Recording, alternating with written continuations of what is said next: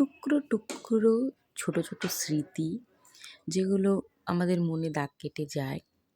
তো সেরকমই কিছু স্মৃতি আমরা ধরে রাখতে সবসময়ই চাই, যাতে এই স্মৃতিগুলো সারা জীবন আমাদের মধ্যে থেকে যাক। সময়টা এখানেই থমকে থাক, যাতে সময়গুলো পেরিয়ে না যায়। কিন্তু কালের নিয়মে সময় তো চলেই যাবে। তাই এই ছোট্ট স্মৃতিগুলো যদি কাউকে আনন্দ দেয়া যায়, তো সেটুকুতেই আনন্দ নয়? তো যাই হোক, কাল ছিল এই মামির জন্মদিন। একদম কিছু করতে চাইনি। তো দিদি ফোন করে বলেছিল যে, "সবাই মিলে আয়, একটু সারপ্রাইজ দিব মাকে।" তো সেই মতো আমরা সবাই চলে গেছিলাম। আর আমাদের বাড়িতে ২৫শে বৈশাখের প্রোগ্রাম করি আমরা সবাই মিলে। তো সেটারও একটা আলোচনারও কিছু বাকি ছিল। কবে হবে না হবে প্রোগ্রামগুলো। তো সেই নিয়ে আলোচনা করার জন্যই সবাই একসাথে হয়েছিলাম। আর সাথে কিছু গান বাজনা। এই যে আমার ভাইয়ের বউ, ও কিন্তু ভীষণ সুন্দর গান করে।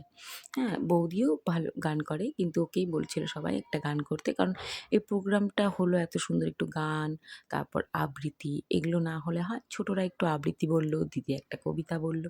এর মাঝখান দিয়েই কালকে সন্ধ্যাটা কিন্তু ভীষণ ভালো কেটেছে।